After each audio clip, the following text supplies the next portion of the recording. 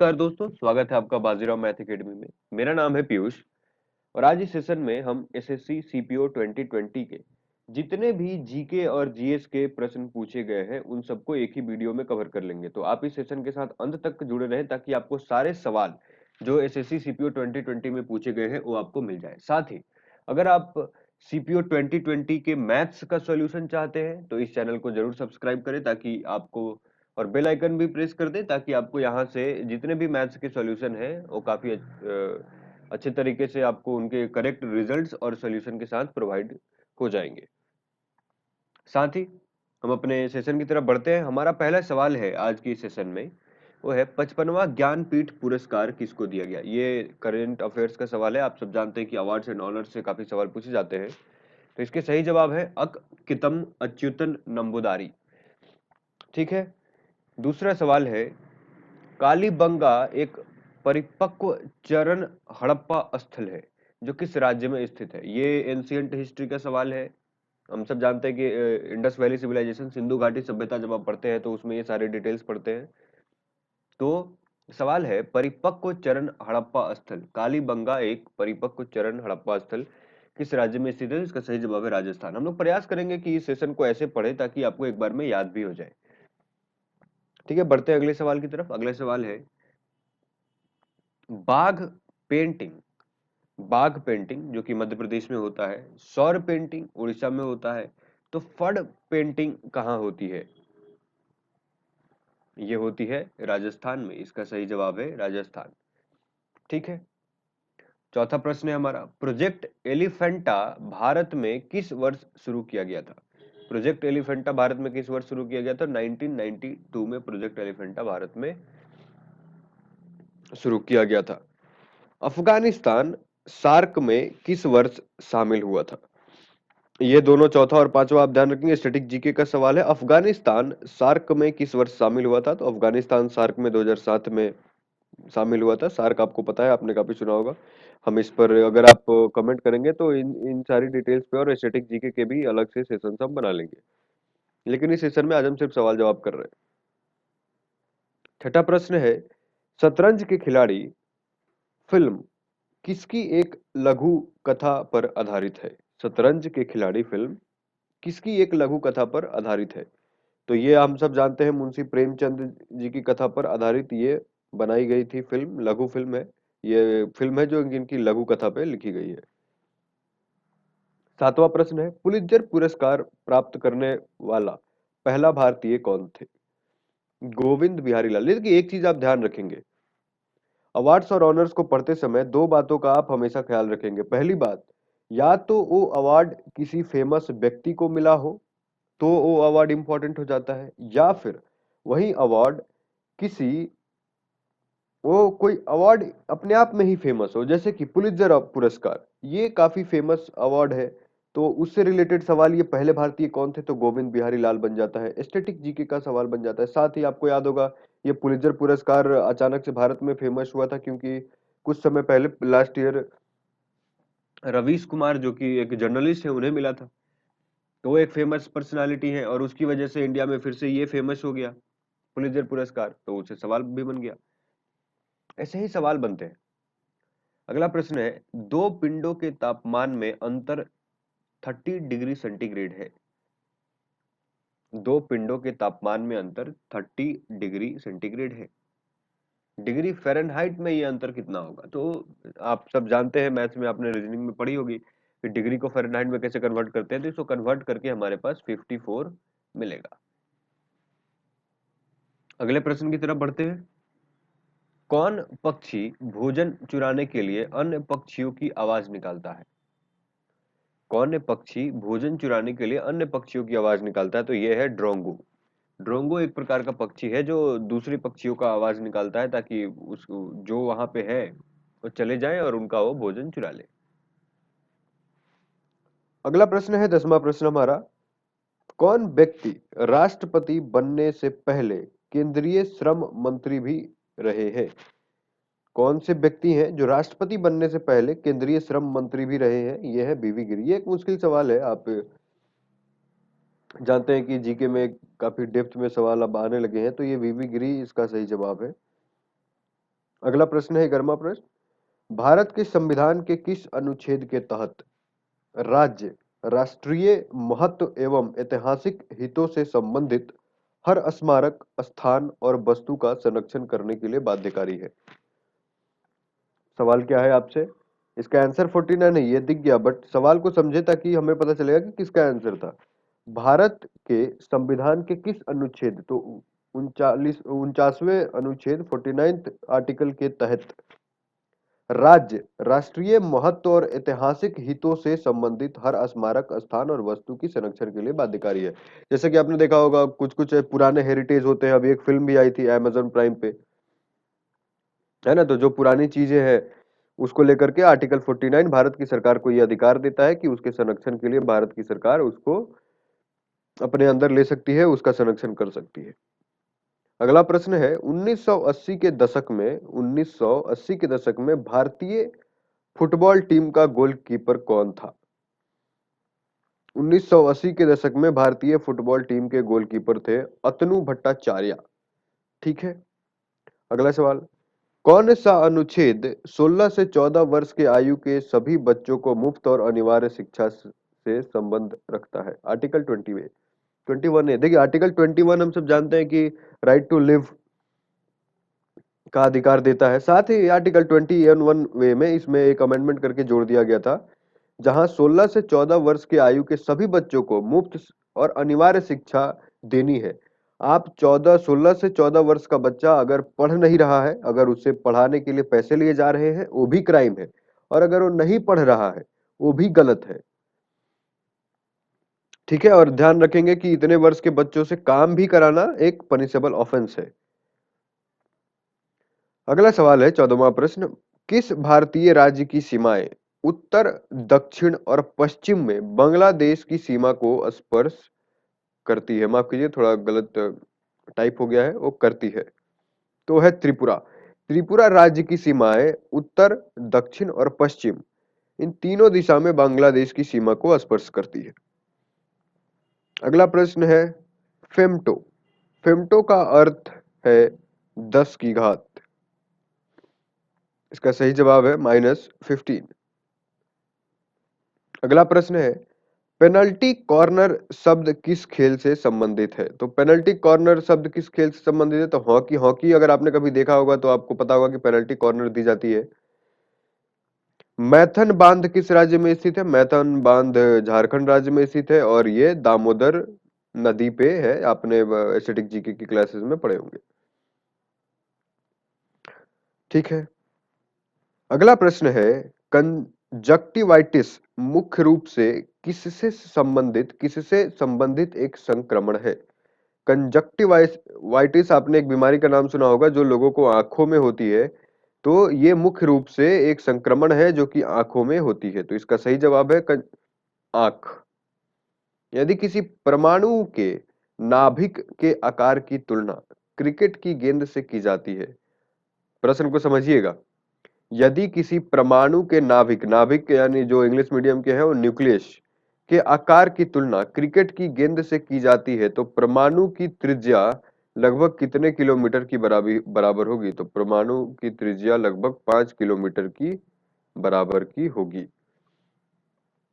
ये काफी इंटरेस्टिंग सवाल है, बहुत कम लोग जानते हैं इसको, तो ये याद रखेंगे। भारत के केंद्रीय बजट 2020-21 में शिक्षा के क्षेत्र के लिए कितना करोड़ की राशि आवंटित की गई है? तो भारत की केंद्रीय बजट में आपको इस बार पता होगा कि शिक्षा के क्षेत्र के लिए लगभग 1 लाख करोड़ की राशि आवंटित की गई थी, तो उसका एग्जैक्ट फिगर है 99,300 करोड़। ठीक है, वो एक इंपॉर्टेंट सवाल है। आपको पता है कि इकोनॉमी में मेनली आपसे वही सवाल पूछा जाता है, आजकल बजट से रिलेटेड ही सवाल पूछे जाते हैं। अगला प्रश्न है गांधार कला शैली किस यूरोपीय देश की कला से प्रभावित थी? गांधार जो कि अब अफगानिस्तान की तरफ पड़ता है, कला शैली किस यूरोपीय देश की कला से प्रभावित थी? तो वो है यूनान। यूनान की संस्कृति से गांधार की कला शैली काफी प्रभावित थी।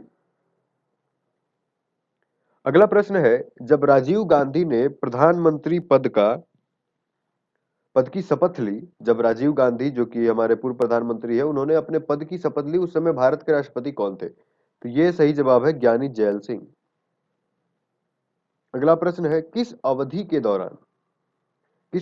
दौरान मोरारजी देसाई भारत के उप प्रधानमंत्री रहे थे? तो मोरारजी देसाई भारत के उप प्रधानमंत्री रहे थे 1967 टू 1969 तक। 1960 मोरारजी देसाई एक किसान नेता थे। ये मोरारजी भारत के उप प्रधानमंत्री रहे 1967 टू 1969 तक। ठीक है। अगला प्रश्न है, पोलियो रोग किस प्रकार के जीव के कारण होता है? पोलियो जो रोग है वो किस प्रकार के जीव के कारण होता है? तो वो विषाणु के कारण होता है। ठीक है। तो पोलियो याद रखेंगे, विषाणु के कारण होने वाला एक रोग है। भांड पाथेर रंगमंच मुख्य रूप से भारत के किस राज्य या केंद्र शासित प्रदेश की परंपरा है? तो भांड पाथेर रंगमंच ये जम्मू कश्मीर प्रदेश की एक परंपरा है। अगला प्रश्न है, व्यक्तिगत ओलंपिक स्वर्ण पदक जीतने वाले या वाली एकमात्र भारतीय कौन है? व्यक्तिगत ओलंपिक स्वर्ण पदक जीतने वाले एकमात्र भारतीय है अभिनव बिंद्रा। ठीक है। मध्ययुगीन यात्री मार्को पोलो कहाँ से आए थे? आप जब मध्यकालीन इतिहास पढ़ते हैं तो वहां आपको पता चलता है कि मार्को पोलो जो कि भारत पहुंचे, वो कहाँ से आए थे? वो वेनिस से आए थे। ठीक है। अगला प्रश्न है, ईंटों और काले संगमरमर से बनी कदम रसूल मस्जिद कहाँ स्थित है? सवाल देखें, ये बहुत इंपॉर्टेंट सवाल है। ईंटों और काले संगमरमर से बनी कदम रसूल मस्जिद कहाँ स्थित है? गौर में स्थित है। ठीक है। आइंस्टाइनियम तत्व का परमाणु क्रमांक क्या होता है? तो वो होता है 99, एटॉमिक नंबर 99। 15 अगस्त 2947 की, माफ कीजिएगा ये सवाल शायद गलत टाइप हो गया है, ये 2000 नहीं होगा, ये आजादी की बात हो रही है। 15 अगस्त 1947 की आधी रात को जवाहरलाल नेहरू ने संसद को संबोधित किया था। उनके बाद संबोधित करने वाला वक्ता कौन थे? तो वो थे सर्वपल्ली राधाकृष्णन। जैसे थ्री इडियट्स मूवी में बताया गया है ना कि पहले वाले को लोग याद रखते हैं, दूसरे को भूल जाते हैं, लेकिन एसएससी आपसे वही पूछेगा। तो ये दूसरे व्यक्ति थे सर्वपल्ली राधाकृष्णन। चटगांव बंदरगाह किस देश में है? तो चटगांव बंदरगाह बांग्लादेश में है, याद रखेंगे। नमामि गंगे कार्यक्रम केंद्र सरकार द्वारा डैश में अनुमोदित एक एकीकृत संरक्षण मिशन है। तो इसका सही जवाब है 4 जून 2014 में अनुमोदित एक एकीकृत संरक्षण मिशन है। नमामि गंगे आपको पता है गंगा की सफाई के लिए एक मिशन चलाया जा रहा है जब से ये एनडीए की सरकार बनी है। मैंने एक लेक्चर में आपको एनडीए के का पूरा नाम बताया था, तो उसको कमेंट बॉक्स में जरूर लिख करके बताएंगे। अगला प्रश्न है, वर्ष 1915 में किस महीने में महात्मा गांधी ने नस्लवादी शासन के खिलाफ अपने सफल आंदोलन के बाद आखिरकार दक्षिण अफ्रीका से वापसी की थी? तो ये है जनवरी। और साथ ही आपको मैं एक और प्रश्न देता हूं होमवर्क, कि जनवरी में ही एक दिन को, जिस तारीख को महात्मा गांधी भारत में आए थे, उसी दिन भारतीय प्रवासी दिवस भी मनाया जाता है। तो ये कौन सा डेट है आप कमेंट बॉक्स में जरूर बताएंगे। A better India a better world, a better India a better world नामक पुस्तक के लेखक कौन है? तो ये एक पुस्तक है जिसे लिखा है आर.एन. मूर्ति ने। अगला प्रश्न है, इजराइल प्रौद्योगिकी संस्थान ने किस भारतीय गणितज्ञ के नाम से एक अवधारणा विकसित की है? इजराइल प्रौद्योगिकी संस्थान ने भारतीय गणितज्ञ और एक अवधारणा विकसित की है। तो ऐसे रिलेट करेंगे, ये है रामानुजन, ये भारत के एक महान गणितज्ञ थे। ठीक है। साथ ही इनसे जुड़े भारत में भी कुछ अवार्ड दिए जाते हैं और विदेशों में भी दिए जाते हैं। क्योंकि एक फेमस पर्सनालिटी है तो आप उन अवार्ड्स को भी जरूर पढ़ लेंगे, क्योंकि कभी ना कभी वो अवार्ड्स पूछे जाते हैं, आगे भी पूछे जा सकते हैं। अगला प्रश्न है, स्मृति मंधाना एक है, क्या है? तो आप ध्यान रखेंगे, स्मृति मंदाना काफी फेमस एक पर्सनालिटी है। ये बाएं हाथ के बल्लेबाज है और दाएं हाथ से गेंदबाजी करती हैं। ये क्रिकेटर है, ये एक महिला क्रिकेटर है, तो याद रखेंगे ये काफी फेमस पर्सनालिटी है। अगला प्रश्न है, आलू पोस्तो किस भारतीय राज्य का पारंपरिक व्यंजन है? तो ये है पश्चिम बंगाल। ठीक है। अगला है सवाल, legends of Suheldev, a king who saved India, पुस्तक के लेखक कौन है? ये पुस्तक जो कि काफी फेमस है, legend of Suheldev the king who saved India, पुस्तक के लेखक हैं अमित त्रिपाठी। भारत सरकार ने किस वर्ष में राष्ट्रीय रोजगार गारंटी अधिनियम में पूर्व पद के रूप में एमजी जोड़ा था? प्रश्न क्या कहता है, फिर से सुनेंगे। भारत सरकार ने किस वर्ष में राष्ट्रीय रोजगार गारंटी अधिनियम में पूर्व पद के रूप में एमजी जोड़ा था? यह है वर्ष 2009। ठीक है। अगला प्रश्न है, महासागरीय ऊर्जा रूपांतरण के संदर्भ में, क्या है प्रश्न? महासागरीय ऊर्जा रूपांतरण के संदर्भ में ओटीईसी ओटेक में टी का उपयोग किसके लिए होता है? तो ये जो ओटेक लिखा हुआ है ओटीईसी, इसमें टी का मतलब क्या है? ये टी किसके लिए है? तो ये थर्मल के लिए। अगला प्रश्न है, द लाइफ डिवाइन पुस्तक के लेखक कौन है? श्री अरविंदो। अगला प्रश्न है, रामोजी फिल्म सिटी किस शहर में है? तो रामोजी फिल्म सिटी आप जानते हैं काफी फेमस है, हैदराबाद में है। बाराबती स्पोर्ट्स स्टेडियम किस राज्य में स्थित है? बाराबती स्पोर्ट्स स्टेडियम है उड़ीसा राज्य में। मक्का और गन्ने के तने के निचले सिरे से बाहर आने वाली सहायक जड़ों को क्या कहा जाता है? प्रश्न को समझिए, मक्का और गन्ने के तने के निचले सिरे से बाहर आने वाली सहायक जड़ों को क्या कहा जाता है? यह है अवसमव जड़। आपने अगर कभी गन्ना या मक्का देखा होगा तो आप उसको रिलेट कर पा रहे होंगे कि मैं क्या कह रहा हूं। आखिरी प्रश्न है हमारा इस पेज पे, भारत में राष्ट्रीय खाद्य सुरक्षा अधिनियम किस वर्ष अधिनियमित किया गया था? भारत में राष्ट्रीय खाद्य सुरक्षा अधिनियम किस वर्ष अधिनियम किया गया था? तो ये था 2013 में। बढ़ते हैं अगले पेज की तरफ। तो ये है हमारा 46वां प्रश्न, किस वर्ष राजकुमार सलीम ने मुगल तख्त पर चढ़ाई की थी? राजकुमार सलीम ने मुगल तख्त पर 1605 में चढ़ाई करी थी। तो आपको पता होना चाहिए कि 1605 तक कौन था? 1605 तक थे अकबर। वैदिक भजन या मंत्रों के संग्रह को क्या कहा जाता है?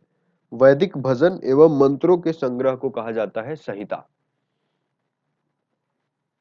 अगला प्रश्न है, वन संरक्षण के संदर्भ में नव नवदन्य आंदोलन, वन संरक्षण के संदर्भ में नवदन्य आंदोलन 1987 में किसके द्वारा शुरू किया गया था? तो इसका सही जवाब है वंदना शिवा। डैश 1975 की रात में इंदिरा गांधी ने राष्ट्रपति फखरुद्दीन अली अहमद से आपातकाल लगाने की सिफारिश करी। तो किस डेट को किया गया था? 25 जून को। 25 जून 1975 की रात में इंदिरा गांधी ने राष्ट्रपति फखरुद्दीन अली अहमद से आपातकाल लगाने की सिफारिश की। अगला प्रश्न है, किस व्यक्ति को 20वीं सदी का डार्विन कहा जाता है? डार्विन जो कि इतिहास के काफी फेमस पर्सनालिटी है। तो सवाल यह है, किस व्यक्ति को 20वीं सदी का डार्विन कहा जाता है? तो यह है अर्नस्ट मेयर। अगला प्रश्न है हमारा, उडमा मैकुलम चित्तीदार किसको दिया गया है? उडमरा मैकुलम चित्तीदार किसको दिया गया है? तो यह है चमगादड़ को। अगला प्रश्न है, औपनिवेशिक भारत के संदर्भ में हर्तोग कमेटी कमेटी की रिपोर्ट किस क्षेत्र से संबंधित है? तो यह है शिक्षा से संबंधित। अगला प्रश्न है, वर्ष 1946 में किसे भारतीय संविधान सभा का अंतरिम अध्यक्ष बनाया गया था? तो ये थे सच्चिदानंद सिन्हा। बाद में हमारे पहले राष्ट्रपति श्री राजेंद्र प्रसाद जी को ये पद दे दिया गया। अगला प्रश्न है, जयप्रकाश नारायण को प्रेम पूर्वक किस नाम से जाना जाता है? तो जयप्रकाश नारायण को प्रेम पूर्वक लोकनायक के नाम से जाना जाता है। आपने नाम सुना होगा, लोकनायक जयप्रकाश नारायण। कोनेरू हम्पी किस खेल से संबंधित है? तो कोनेरू हम्पी शतरंज के खेल से संबंधित है। अगला प्रश्न है, किस ग्रीष्मकालीन ओलंपिक खेलों में पीटी उषा महिलाओं की 400 मीटर बाधा दौड़ में 0.01 सेकंड से कांस्य पदक से चूक गई थी? तो ये 1984 के ओलंपिक ग्रीष्मकालीन ओलंपिक खेलों में पीटी उषा चूक गई थी। कितने सेकंडों से? 0.01। सोचिए कितना मायने रखता है, ये 1 सेकंड का भी कितना छोटा हिस्सा है। भारत के किस राज्य में प्रत्येक वर्ष अंबुबाची मेला आयोजित किया जाता है? तो अंबुबाची मेला असम राज्य में प्रत्येक वर्ष आयोजित किया जाता है। अगला प्रश्न है, महरगढ़ नौपाषाण काल की बस्ती पाकिस्तान के किस प्रांत में स्थित है? तो यह है बालूचिस्तान। महरगढ़ नौपाषाण काल की बस्ती बालूचिस्तान में स्थित है, जो कि पाकिस्तान का एक प्रांत है। भारतीय संविधान का निम्न में से कौन सा अनुच्छेद अस्पृश्यता को समाप्त करता है? अस्पृश्यता का मतलब है छुआछूत, है ना। इस सवाल का बेसिक मतलब यह है कि कौन सा ऐसा आर्टिकल है जो छुआछूत या अनटचेबिलिटी को समाप्त करता है, वो है आर्टिकल 70। आर्सेनिक का रासायनिक प्रतीक क्या है? तो यह है AS, ऐसा लिखते हैं आर्सेनिक सिंबल, जिसे आप अंग्रेजी में कहते हैं। किस कवि का उपनाम निराला था? किस कवि का उपनाम निराला था? तो इसका सही जवाब है सूर्यकांत त्रिपाठी।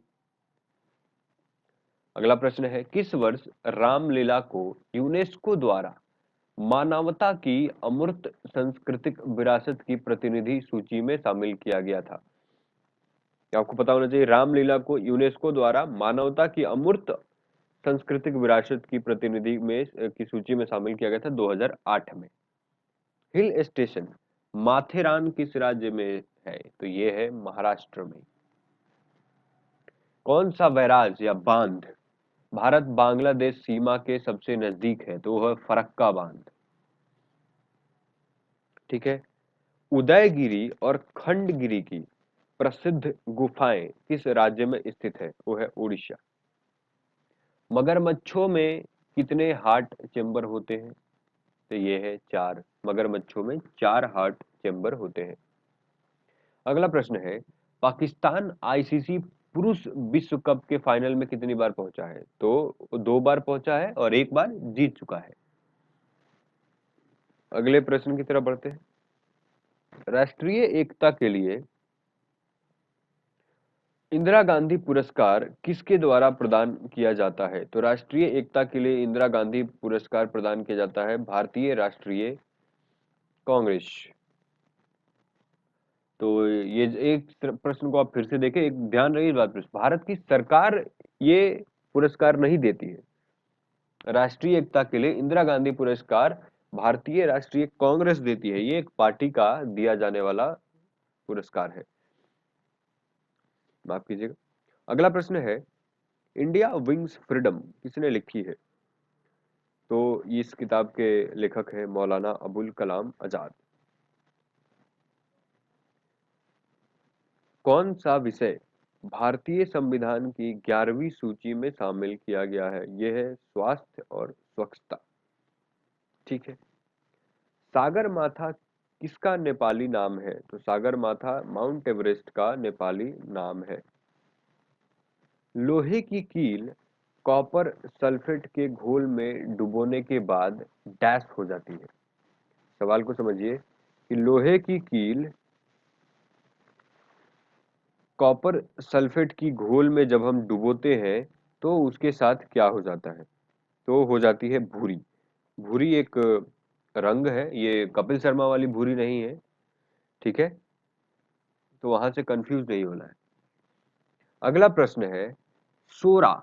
सोरा किसका उपनाम है? तो सोरा पोटेशियम नाइट्रेट का उपनाम है। ठीक है, बढ़ते हैं अगले प्रश्न की तरफ। बोकारो में इस्पात संयंत्र किसके सहयोग से बनाया गया था? तो बोकारो में इस्पात संयंत्र बनाया गया था सोवियत संघ की मदद से। ठीक है, बोकारो का जो इस्पात संयंत्र है वो सोवियत संघ की मदद से बनाया गया था। अगला प्रश्न है 30 जून 2020 तक भारतीय संविधान की प्रस्तावना में कितनी बार संशोधन किया गया है? तो 30 जून 2020 तक भारतीय संविधान की प्रस्तावना में, सवाल को समझिए, ये भारतीय संविधान में नहीं पूछ रहा कि भारतीय संविधान में कितनी बार संशोधन हुआ है। भारतीय संविधान की प्रस्तावना में कितनी बार संशोधन हुआ है? वो है एक बार, जब उसमें सोशलिस्ट और सेक्युलर शब्द जोड़े गए थे। अगला है वाक्य ग्रॉस नेशनल हैप्पीनेस पहली बार कहाँ निर्मित किया गया था? तो ये है भूटान, जो कि भारत का एक पड़ोसी देश है। भारत में नियोजित आर्थिक विकास प्रथम पंचवर्षीय योजना की शुरुआत के साथ डैश में हुआ? 1951 में हुआ। महात्मा गांधी 2 दशक विदेश में रहने के बाद वर्ष डैश में भारत वापस आए थे? तो महात्मा गांधी 2 दशक विदेश में रहने के बाद 1915 में भारत वापस आए थे। मैगजीन का भंडार सुंदरगढ़ किस राज्य में स्थित है? तो मैगजीन का भंडार सुंदरगढ़ उड़ीसा राज्य में स्थित है। धातुओं से होकर होने वाली विद्युत चल माफ कीजिएगा चालकता, धातुओं से होकर होने वाली विद्युत चालकता को इलेक्ट्रिक चालन कहा जाता है और यह तापमान में वृद्धि के साथ घटता है। अगला प्रश्न है हरियाणा हरिकेन नाम से प्रसिद्ध किस वर्ष 1978 में टेस्ट मैच खेलने की शुरुआत की थी? तो वो है कपिल देव ने। निसी, अपतानी और बोकारो जैसी भाषाएं व्यापक रूप से किस राज्य में बोली जाती हैं? तो इसका सही जवाब है अरुणाचल प्रदेश। बढ़ते हैं अपने अगले प्रश्न की तरफ। अगला प्रश्न है फवाद मिर्जा एक भारतीय डैश है जिन्होंने 2019 में अर्जुन पुरस्कार से सम्मानित किया गया था। जिन्हें 2019 में अर्जुन पुरस्कार से सम्मानित किया गया था वो है घुड़सवार है। हल्ली शक मूल रूप से किस राज्य का समूह नृत्य है? तो इसका सही जवाब है गुजरात। तीजन बाई को 2019 में किस क्षेत्र में उनके योगदान के लिए पद्म विभूषण पुरस्कार से सम्मानित किया गया था? इसका सही जवाब है कला गायन, लोक कलाकार, लोक कलाकार है ये। अगला प्रश्न है 86वां प्रश्न हमारा भौतिकी में नोबेल पुरस्कार से सम्मानित किए गए पहले भारतीय कौन थे? तो वो थे श्री वीवी सीवी रमन, माफ कीजिएगा सीवी रमन। भौतिकी में नोबेल पुरस्कार से सम्मानित किए गए पहले भारतीय थे सीवी रमन। गोवा राज्य का कुल क्षेत्रफल कितना है? गोवा राज्य का कुल क्षेत्रफल है 3702 वर्ग किलोमीटर। अगला प्रश्न है नाभिकीय अभिक्रियाओं में उत्पादित और रेडियोधर्मी नाभिक द्वारा उत्सर्जित उच्च आवृत्ति के विकिरण का नाम बताएं जिसे चिकित्सा में कैंसर की कोशिकाओं को नष्ट करने के लिए उपयोग किया जाता है। उसका सही जवाब है गामा किरणें। अगला प्रश्न है कर सुधार सरकार की कराधान और सार्वजनिक व्यय की नीतियों में सुधार से संबंधित है जिन्हें सम्मिलित रूप से किस नाम से जाना जाता है? इसका सही जवाब है राजकोषीय नीति। अगला प्रश्न है 90वां प्रश्न बिरहोर नृत्य किस राज्य की एक जनजातीय लोक नृत्य है? तो यह है झारखंड राज्य की जनजातीय लोक नृत्य। बढ़ते हैं अपने अगले प्रश्न की तरफ। 91वां प्रश्न हमारा विद्युत चुंबकीय प्रेरण की खोज और समझ प्रयोगों की एक दीर्घ श्रृंखला पर आधारित है जो किसके द्वारा किया गया था? तो इसका सही जवाब है फराडे और हेनरी। विश्वनाथन पेंटाला हरिकृष्णा और विदित गुजराती किस खेल से जुड़े थे? तो शतरंज खेल से जुड़े थे। भारत की सबसे लंबी संतत दीवार जो विश्व में दूसरी सबसे लंबी दीवार है, जो किस किले में है? तो इसका सही जवाब है कुंभलगढ़ किला। अगला प्रश्न है, समीकरण का एक सेट जिसमें इलेक्ट्रिक और चुंबकीय क्षेत्र और उनके स्रोत, आवेश और धारा घनत्व होते हैं, उन्हें किस समीकरण के रूप में जाना जाता है? तो उन्हें मैक्सवेल समीकरण के रूप में जाना जाता है। अगला प्रश्न है 95th 95वां प्रश्न हमारा, लोकसभा के 552 सदस्यों में से कितने सदस्य राज्यों का प्रतिनिधि करते हैं? तो 530 सदस्य राज्यों का प्रतिनिधि करते हैं। अगला प्रश्न है, मणिपुर का यह स्वदेशी खेल शागोल कंजगेई वर्तमान में किस खेल के समान है? तो वो है पोलो। अगला प्रश्न है, पंजाब, हरियाणा, राजस्थान और तमिलनाडु राज्यों में किस जल का उपयोग बहुत अधिक है? तो है भूमिगत जल का। भूमिगत जल जो अंडरग्राउंड वाटर है, जो आप कुएं या कल से निकालते हैं। ठीक है। The substance and the shadow किसकी आत्मकथा है? तो ये है दिलीप कुमार जी की। दिलीप कुमार एक एक्टर है। नाभिकीय झिल्ली उन जीवों में अनुपस्थित होती है जो वह किस जगत के अंतर्गत आते हैं? तो आते हैं मोनेरा जगत के अंतर्गत। अगला प्रश्न है, बलि यात्रा। 100वां प्रश्न है, बलि यात्रा जिसका शाब्दिक अर्थ है बलि की यात्रा, जो विशेष रूप से किस शहर में बहुत धूमधाम से मनाया जाने वाला त्योहार है? वो है कटक। ठीक है। अगला प्रश्न है हमारा, सकेवा की सकेवा के किरात खम्बू राई समुदाय द्वारा मनाया जाने वाला एक धार्मिक त्योहार है जो किस राज्य में मनाया जाता है? वह सिक्किम राज्य में मनाया जाता है। मोहम्मद गोरी को 1991 में किस शासक ने हराया था? तो वो थे चौहान, पृथ्वीराज चौहान। और इसी को तराइन की पहली लड़ाई, Tarain first battle of Tarain के नाम से भी जाना जाता है, जिसमें पृथ्वीराज चौहान जीते थे। साथ ही अगले ही साल एक 1192 में तराइन सेकंड, तराइन द्वितीय जो लड़ाई हुई, वो भी पृथ्वीराज चौहान और मोहम्मद गोरी के बीच ही हुई, जिसमें मोहम्मद गोरी जीत गया। अगला प्रश्न है, ब्रिटिश ने किस साल में एंग्लो सिख युद्ध में सिखों को हराने के बाद पंजाब पर कब्जा कर लिया था? तो ये 1849 में। 1849 में ब्रिटिश ने सिखों को एंग्लो सिख लड़ाई में हराने के बाद पंजाब पर अपना कब्जा कर लिया था। ये थे 1849। अगले प्रश्न की तरफ चलते हैं। अगला प्रश्न है हमारा, किसानों का मित्र किस जीव को कहते हैं? किसानों का मित्र है केचुआ। मिट्टी में डेटरी डेट्रीटिवोरस मलबे की को छोटे कणों मने तोड़ता है, इस प्रक्रिया को क्या कहते हैं? इस प्रक्रिया को कहते हैं विखंडन। अगला प्रश्न है, माफ कीजिएगा, अफगानिस्तान के साथ भारतीय सीमा की लंबाई कितनी है? अफगानिस्तान के साथ भारतीय सीमा की लंबाई 106 किलोमीटर की है। ऋत्विक भट्टाचार्य, जोसाण चिनप्पा और सौरव घोषल किस खेल से जुड़ी है? ये स्क्वैश खेल से जुड़ी है। 1929 के लाहौर अधिवेशन के अध्यक्ष कौन थे? वो थे जवाहरलाल नेहरू।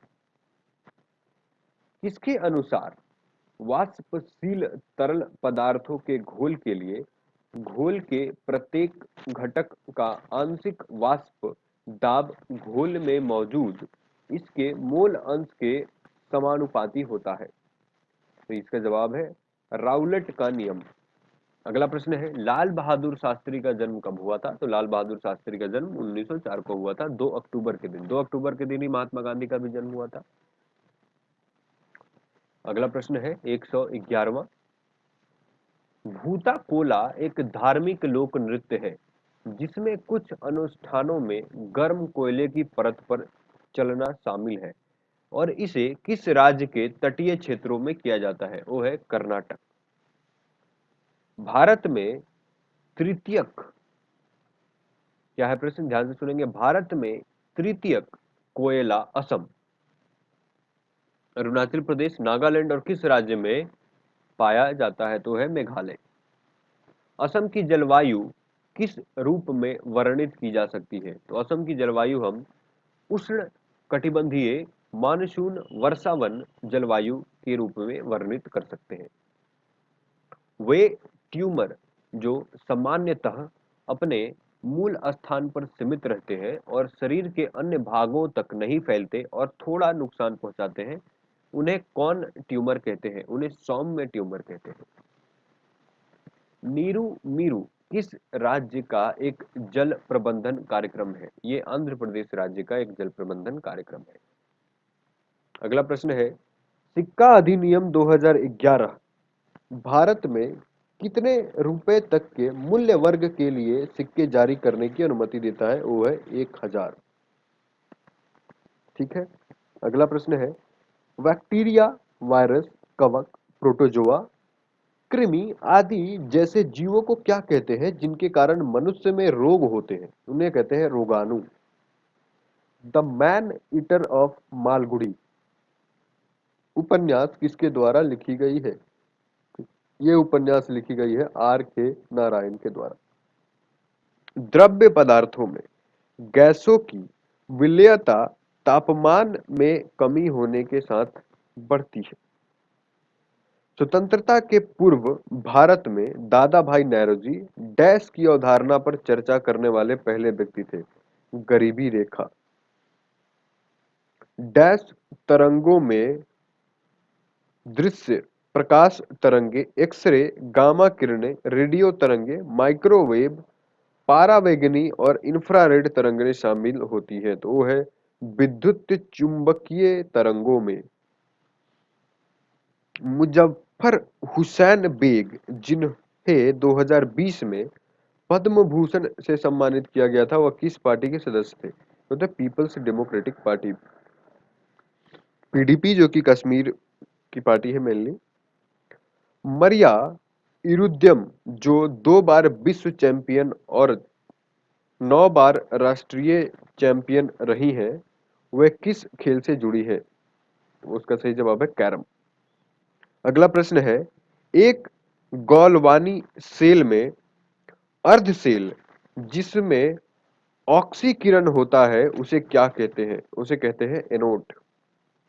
अशोक चक्र वर्ग 3 का नाम 1967 में बदलकर क्या कर दिया गया था? उसका नाम बदल कर दिया गया था शौर्य चक्र। डैश एक प्राकृतिक रूप में होने वाली परिघटना है जो पृथ्वी की सतह और वातावरण के गर्म होने के लिए जिम्मेवार है। वो है ग्रीन हाउस प्रभाव। अभिनेता कमल हसन किस राजनीतिक दल के संस्थापक अध्यक्ष है? वह है मक्कल निधि माइम। अगला प्रश्न है, टीम चेन्नई सुपर तर अस्त्रज, अवध वॉरियर्स और मुंबई रॉकेट्स किस खेल से जुड़ी नाम है? वो बैडमिंटन खेल से जुड़ी नाम है। जोरा ऑस्ट्रियन पारसी का कौन त्योहार है जो प्रत्येक वर्ष मार्च के वसंत के दिनों में मनाया जाता है, वसंत के दिन को दर्शाता है और भारत में पारसी लोगों द्वारा मनाया जाता है? वो है नवरोज। जोरा ऑस्ट्रियन पारसी का कौन सा त्योहार है? आपको बता दें, ये नौरोज जिसके बारे में आपने इतिहास में भी काफी पढ़ा होगा। कड़सा झारखंड में महिलाओं द्वारा लेक डैश लेकर की जाने वाली एक नृत्य है, वो है कलश। द इंडियन स्ट्रगल पुस्तक का लेखक कौन है? द इंडियन स्ट्रगल पुस्तक के लेखक है सुभाष चंद्र बोस। गांधी जी की पहली प्रमुख उपस्थिति डैश में बनारस हिंदू विश्वविद्यालय के उद्घाटन में हुई थी? 2 फरवरी 1916 को। India state of forest report 2019 के अनुसार भारत में कुल भौगोलिक क्षेत्र का कितना प्रतिशत वनों और पेड़ों से ढका है? तो 24.56%। An inquiry into the nature and cause of the wealth of nations किसकी रचना है? एडम स्मिथ का। किस तरंग को उष्मा तरंगों के रूप में भी जाना जाता है? इसका सही जवाब है अवरक्त तरंगों को। हथियारों के माध्यम से ब्रिटिश शासन को पलटने के लिए काकोरी कांड की योजना 1925 में डैश के सदस्य द्वारा बनाई गई थी? हिंदुस्तान रिपब्लिकन एसोसिएशन के द्वारा बनाई गई थी। वह नीति क्या कहलाती है? वह नीति क्या कहलाती है जिसमें यह निर्धारित किया जाता है कि किसी व्यक्ति के पास अधिकतम कितनी भूमि हो सकती है? वो है लैंड सीलिंग। अगला प्रश्न है, बांस और तुम्बी का उपयोग करके बनाया गया एक तार वाला विद्य यंत्र है जिसे अधिकतर महाराष्ट्र में पारंपरिक लोक गायक उपयोग करते हैं? वो है एक तारा। ये हमारा आखिरी प्रश्न था और इन प्रश्नों से जुड़े हुए आसपास के जो भी प्रश्न आपको मिल सकते हैं उसे आप कर लीजिएगा और इसका पीडीएफ प्राप्त करने के लिए डिस्क्रिप्शन बॉक्स में जाएं, साथ ही हमारे चैनल का टेलीग्राम चैनल आपको मिल जाएगा, वहां से उसका भी लिंक डाउनलोड करें और उस लिंक से हमारे चैनल पे जाएं जहां से आपको बहुत सारे पीडीएफ मिल जाएंगे। साथ ही और भी इस तरीके के मजेदार सेशन लेने को पाते रहने के लिए हमारे चैनल को सब्सक्राइब करें, अपने दोस्तों के साथ शेयर करें और खास करके इस सेशन को जरूर करें ताकि आपका एक ही लेक्चर में सब कुछ कंप्लीट हो जाए। चलिए, हमारे साथ जुड़े रहने के लिए और अंत तक आपने इस सेशन को देखा उसके लिए बहुत बहुत धन्यवाद। एक बार जब आप पीडीएफ डाउनलोड कर ले उसके बाद दोबारा से इस सेशन को देखें ताकि आपका रिवाइज भी हो जाए और आप चीजों को अच्छे तरीके से ठीक से सीख जाए। धन्यवाद।